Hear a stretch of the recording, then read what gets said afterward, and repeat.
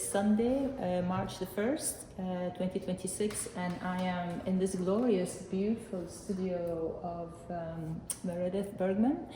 And it's such an honor to be here. This is my second time here because previously we had a workshop where we came and we looked at Meredith's art, and I was in awe. I was really, I don't know what the right word in English to describe the feeling of being blessed to be here and being grateful and being. It's not overwhelmed, but I felt like my feelings were all the way up to my throat. It was just amazing. So I'm so delighted to be again here. And as I was preparing for this interview, again, I had to go through everything over your website and your interviews, and I was gobsmacked all over again because I'm just so impressed by your work. It's such a pleasure to be here and to talk to you today. Really, it's an honor. So I want to, for our NESA members and maybe members of the public, if they are watching today, I would like to take you back to the beginning. How did you first discover yourself as an artist, and what was the role of your family in that decision, whether it was encouraging or challenging? My family were very encouraging. I was the middle child, so it was great. While my brother and sister were roughhousing, if I was just sitting there with crayons drawing, that I kept out of trouble. And I remember my mother collecting styrofoam packaging materials, which were in the 1960s kind of new, and keeping them in a box in the basement and calling them art materials. And I would make things out of them. And I just loved sewing and crafts and drawing and collage and every art class in school, clay, all those materials, and playing outdoors, making things in nature, kind of bird's nest type things, playing with natural materials, and being fascinated with rocks and streams and the topography of the land. And they were very encouraging of that. That's wonderful. That's really nice. So when you made a decision to continue and pursue your education in art, they gave you their blessings. No problem. That was a little more difficult. It was impressed on me that I needed a liberal arts education, and no one explained to me what that meant or what that was for, about learning critical thinking or really becoming not mastering, but becoming introduced to the riches of the Western canon and the rest of world literature and history. I had a little American history in high school. So I had 2 years of college, and then I went off for my junior year abroad. I went to New York City for art school, and I stayed. I ended up getting a BFA from Cooper Union. And I think my parents were very worried for me. Oh, yeah. So I think that, because it's the same with my parents, and I think I see why they are justified. It's really a tough decision to be an artist. Well, economically it is. Economically, sure, it's still tough. Yeah. But in terms of your spirit, doing the thing that you love, that you feel you were good at, and that you're here for, in some sense, is so gratifying. Yes, that you end up healthier than if you went and got a law degree or whatever you were supposed to do to be safe. I agree. You're on the right path. Your work often reflects a deep commitment to justice and social equity. Where does that conviction come from, and how has it shaped your artistic voice? That also comes from my parents. I think as second and third generation Eastern European Jewish immigrants, they felt that they wanted to give back, that they wanted to participate. They did a great deal of volunteer work. My father was involved in zoning. He was a lawyer. In zoning legislation, conservation, all kinds of things that would serve the public. And he was very, very, very happy when the Boston Women's Memorial was unveiled. But I think it also came from art school, because when I was in art school, it was the heyday of conceptual art. There was all this theory with a capital T, and the idea that you shouldn't just be making a beautiful thing for a rich person, an idea that has now gone out the window, but that art could serve some kind of purpose, that you could do something for other people. And that really has stuck with me. Although I am committed to making the beautiful thing, I wanted to also speak for people. But your thing represents a huge message. It has a lot of depth to it, I think. It's not that beautiful thing that you can put on the wall to satisfy one person. That would be boring. That would be definitely boring. Yeah. So, yeah, thank you. Thank you for your beautiful art. Thank you. Was there a pivotal moment, a commission, a realization, a risk that felt like a true breakthrough in your career? Yes, applying for the Boston Women's Memorial. I had been very eager to do large outdoor sculptures, and I had done one on my own dime through the New York City Parks Department that was vandalized.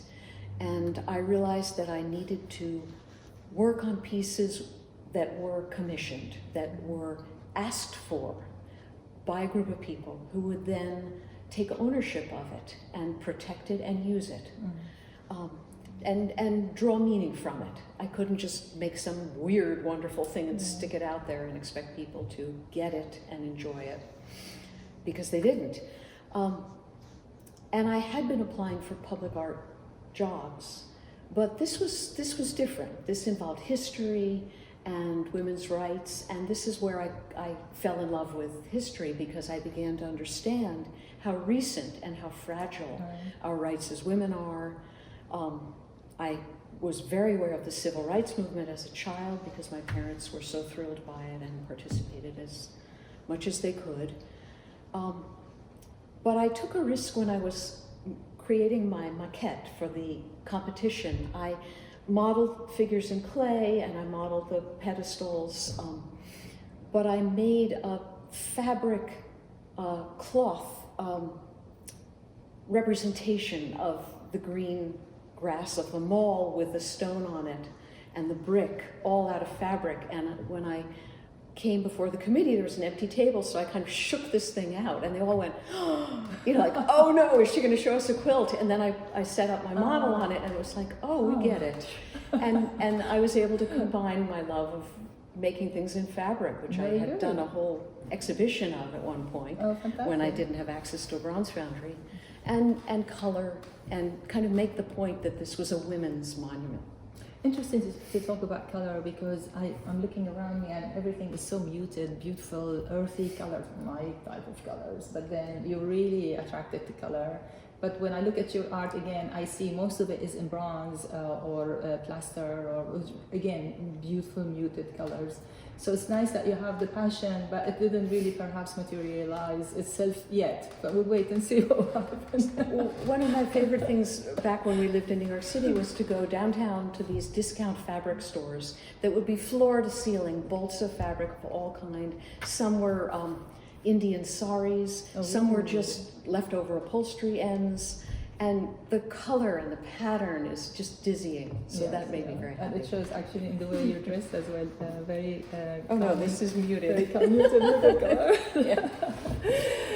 Okay, next question. Sculpture can be both, sculpture can be both physically and logistically demanding. Do you work with assistants or a team, and how collaborative is your process, including support from your family, I wonder? Well, my process is somewhat collaborative. I never wanted to run a business, and this has been very much to my detriment. Each project is inventing the wheel again. Some things are in place. I have a foundry that I like working with. I had another foundry before that, and for many years, Sculpture House Casting in New York City did pieces for me in resin and also eventually in bronze. My husband, Michael, who is a filmmaker, an independent filmmaker, and marvelous with budgets and logistics and writing simple contracts, is my project manager.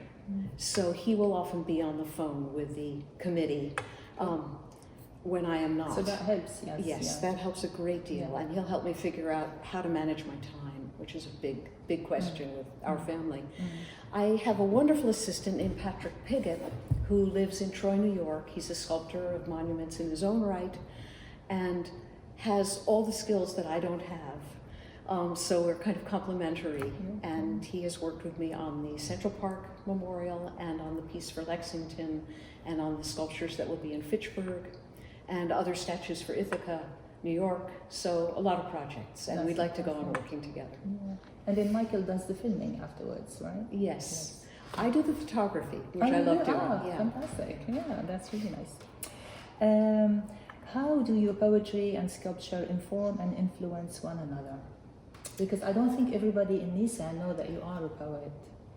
Well, I've become a poet more belatedly. I wrote poetry in high school. I loved it. I loved reading it. When I got to college, I was so intimidated by the professors and the students, I just shut down. And then in art school, we had some very silly, fun, creative writing classes. And that got me interested again. But it was really only when I was in my 40s and our son was diagnosed with autism, and I began to experience tremendous grief. I cried every day, and at some point I tried therapy and it didn't do much good. But at some point I got sick of it, and I said, okay, some of this has got to be other grief that I'm just taking this opportunity to roll through again. And maybe I can sort it out. Maybe I can put it into something. And I went to the 92nd Street Y and took a class in formal poetry, which is making things. If you write a sonnet, it has a shape, you know when you're done. You know when you have to be done. And I loved that, so I could write about different aspects of what I was feeling without venting. I was really trying to make a thing, and that made me very happy. So do you, it shows like poetry was some kind of healing, it's a healing path for you. But did it reflect into your art? Did you manage to like interpret one of your poems into a piece of art? I don't think I've gone from poetry to sculpture. I have written about sculptures, things I've seen. I've written about Michelangelo's sculptures. I've written about some of my public art projects. Written about the experience people have with them. But it's really a way of thinking, analyzing, thinking, feeling, and trying to find the best words to put that in. I wrote something else about it. Oh yeah, it's a way to balance the silence. I like you know, that. sculpture is very quiet, Very many hours. Yes. I listen to the radio. I also listen to poetry podcasts, readings. And sometimes I write in my head, and just mull things over and over and turn words. Because a lot of sculpture is eye-hand coordination. You don't have to make an immediate decision. You're smoothing something or shaping something, and you don't need to think verbally, so your mind can run on another track. Kind of like driving and talking on the phone at the same time. So let's say that you're working on a piece of sculpture and you felt all of a sudden you had that urge to, something came into your mind, and it's almost like a stanza or a sonnet or a haiku. More like a line. Would you stop and write it down so you don't forget? I get my phone and yeah, absolutely. Sometimes when I'm walking, I Right, get yes. an idea for a line. That's a good idea. My next question is about, you've created powerful representations of notable women in public spaces. Why do you believe public monuments to women matter today? I don't think they will ever stop mattering. I was just reading a wonderful essay by Hillary Clinton called something like Women's Rights or Human Rights. And what she was writing about is the renewed oppression or the desire for the oppression of women in this country as another step towards autocracy and the suppression of minorities and the suppression of differing opinions, and how horrifying that is. I think women and men are different, but I also think all people are different one to another. And of course, there's so many things that make us the same or similar, but I'm interested in the differences. And it's important for me that women's character, women's contributions that are unusual, that are specific to being female, be recognized. I think that when women accomplish things, there's always an element of in spite of. In spite of being female, or in spite of having a family, or in spite of having been discouraged when they were younger, or in spite of outright misogyny, they went and did this brave thing. Often something for all of us. but sometimes just to celebrate being themselves. I agree. So it's a wonderful message, and it's just it's wonderful that you embraced the minorities and the underdog and women, and you're trying to elevate them with sculpture. That's wonderful. So we're always, no matter how different we are equal somehow when it comes to respect and when it comes to human rights. Yes, we should be the same. Yeah. I think many artists feel unusual or weird or alone or different, and that can create, not in everybody, but certainly in me, it creates a kind of reservoir of empathy and a desire to connect to people who feel separated and to draw them back out into the light. What are you currently working on, and what excites you most about this new piece? Well, I've gone back into my past, and I'm working on some very strange, surreal pieces that I'm having fun with because I don't know what they're for. Nobody wants them to exist except me, and I don't know how to do them right. You know, somehow when I'm doing a commission piece, there is a sense in which it has to be done right. It has to function, it has to be understandable, it has to be clear. The message has to get through, the portraits have to be recognizable, and then beyond that I can have fun and do weird things with it and make up stuff. But there is a sense in which it has to be done right. And with these pieces, no, I'm just playing. And that is such a relief. Yeah, some artists need to play. Yes. When you step away from the studio, what restores or inspires you? Because for some people, art is a hobby. For you, art is your mission in life. So what is your hobby when you're not doing art? Well, I love to look at art. I love museums. I love travel. Learning, really. Studying, learning.